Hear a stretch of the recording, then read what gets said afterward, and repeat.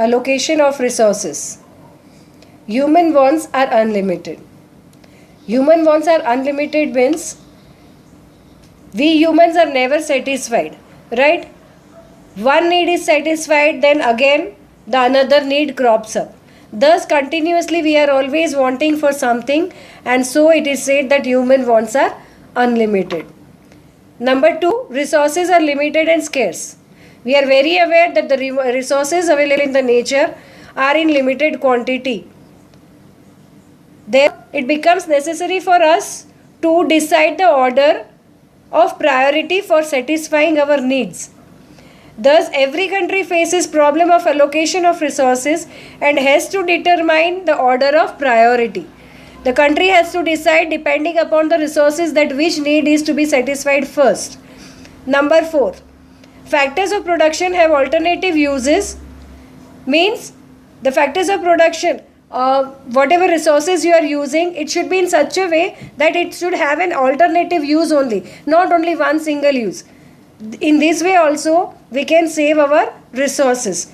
Thus, an alternative use of the resource should be found out. So this topic, allocation of resources, refers to how the resources should be utilized by a nation.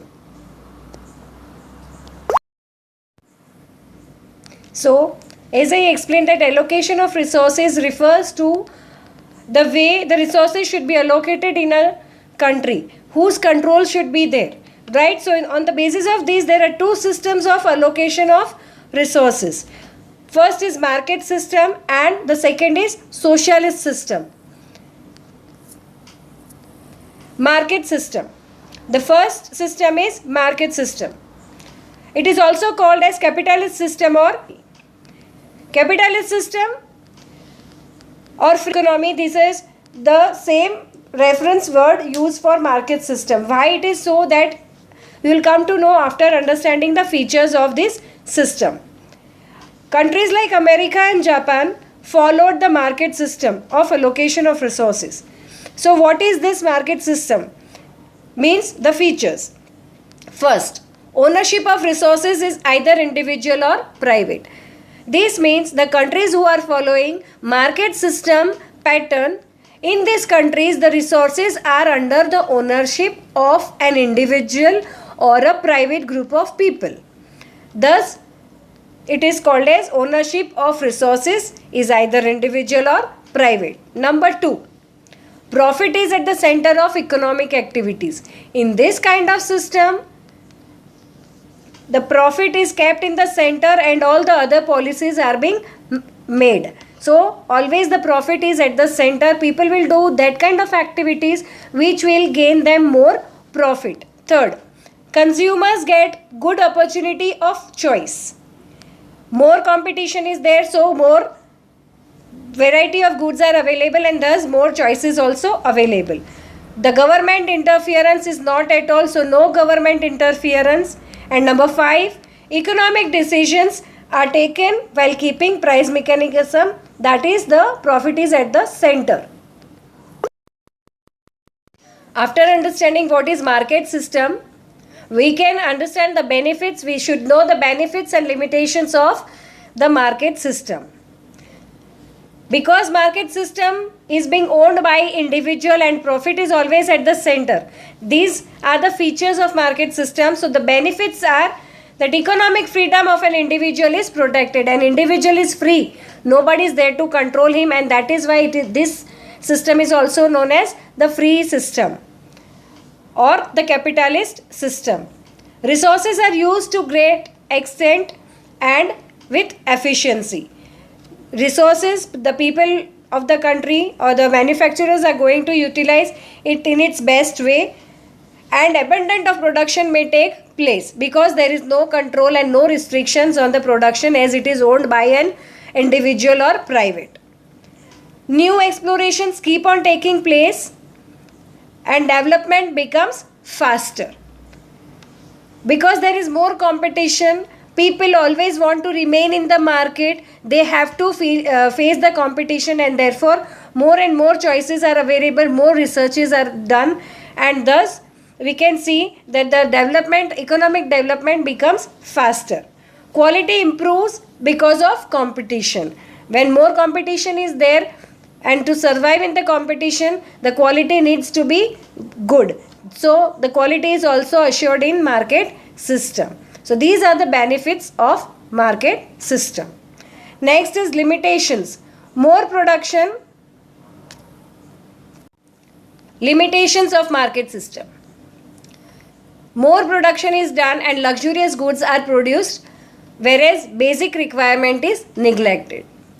This means that in market system, because the luxurious goods, when they are manufactured, it gains more profit. People concentrate on manufacturing of luxurious kind of goods to earn more profit, whereas the basic requirement kind of goods, the production of this kind of goods are neglected as it does not gain them a big profit. So that is a limitation of market system. Next, natural resources are wasted. Natural resources, because they are uncontrolled, abundant production is possible, there is a possibility, or the natural resources are wasted. Consumers are exploited. When so many choices are there, the true knowledge of a product is not available to the consumers, and in this situation a consumer can be exploited. An undue advantage of the consumer can be taken. So this is called as consumers exploitation.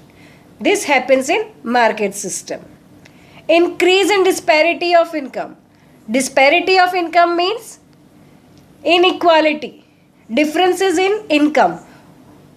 You can see that the income of the people of different groups will not be same. It depends, because the person who is producing more, has more power, can earn good amount of income.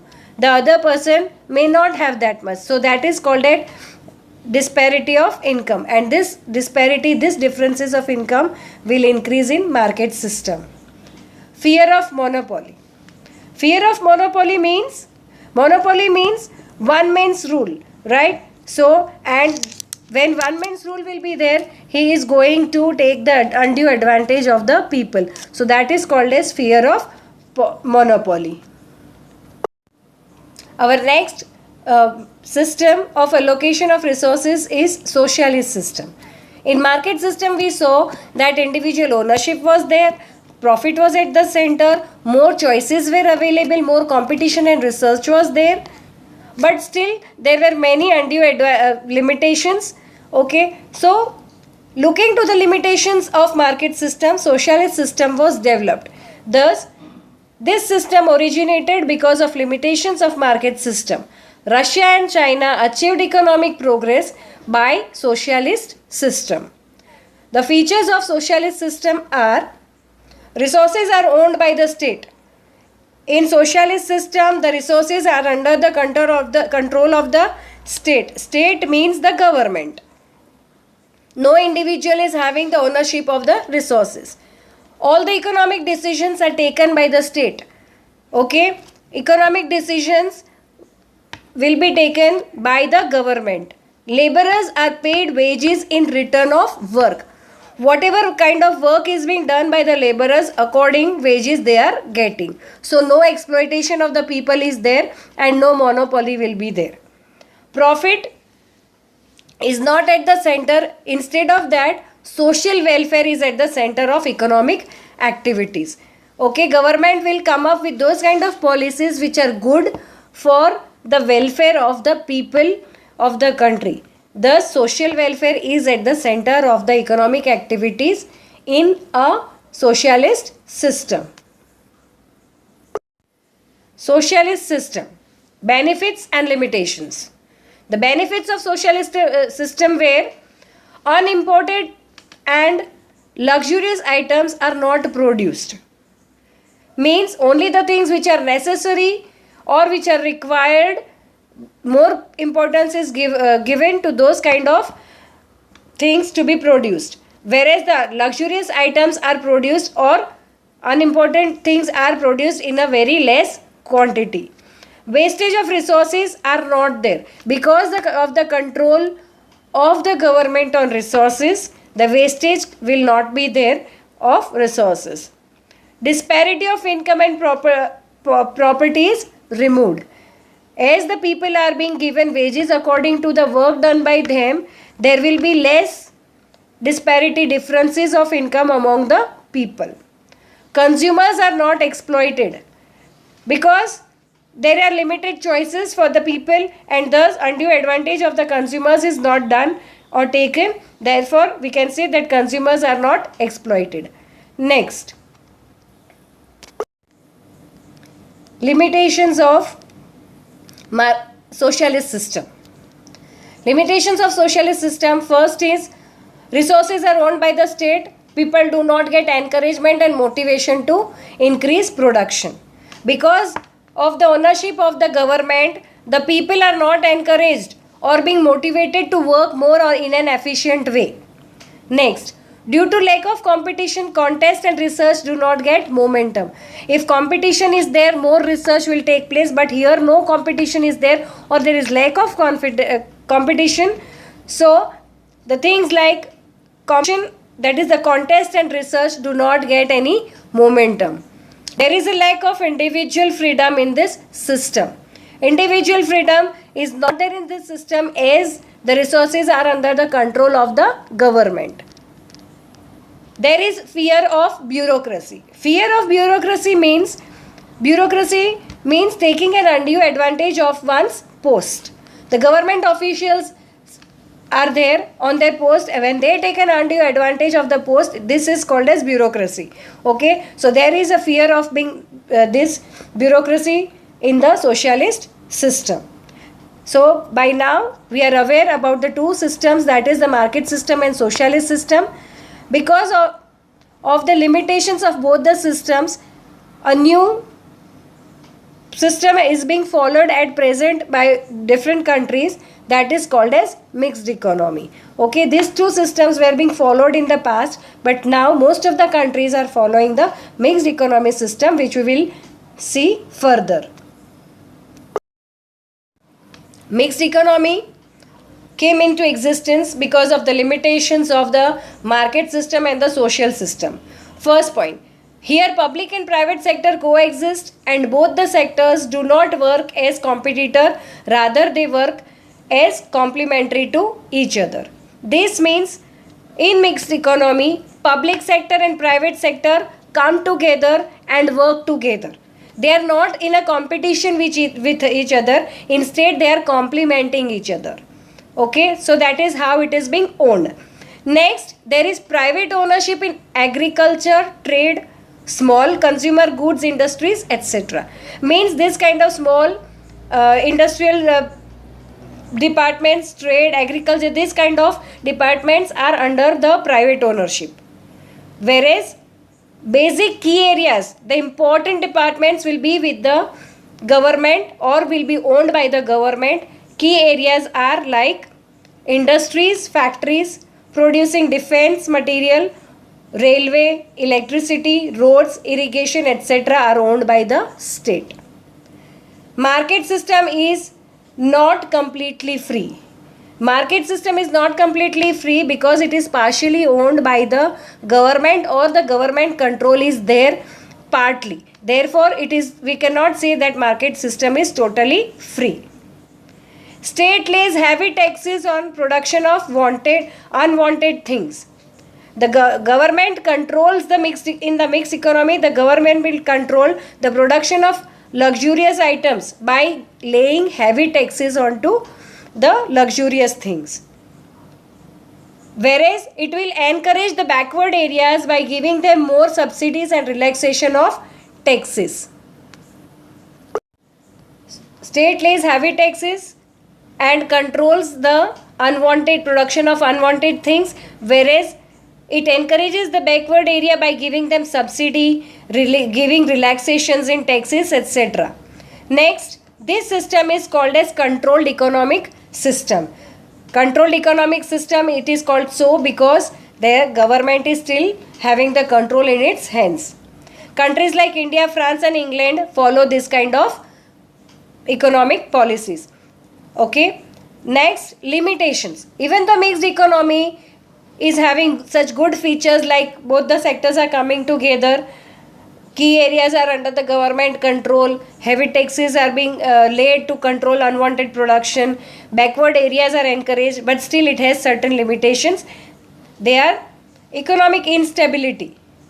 Okay, the value of the currency is not stable, that is called as economic instability. Lack of coordination, because two different sectors are working together, at times it happens that there is no coordination, proper coordination is not there among those two sectors, that is called as lack of coordination. Inconsistent economic policies. Economic policies, when they are planned, it seems very good, but after implementation the results are not achieved. Thus we can say that it is an inconsistent economic policy. Low rate of growth are the demerits of mixed economy. Low rate of growth, because when in this system faster economic development is not achieved. Okay, so that is also a limitation or a demerit of mixed economy. Welcome to LP Savani Group of Schools. Social Science Standard 10, Chapter number 15, Economic Development. Today's topic is Factors of Production. Production is done with the help of natural resources and labor. Means, in a factory or in an industry, the production work is done with the help of natural resources and with the help of labor. There are four factors of production.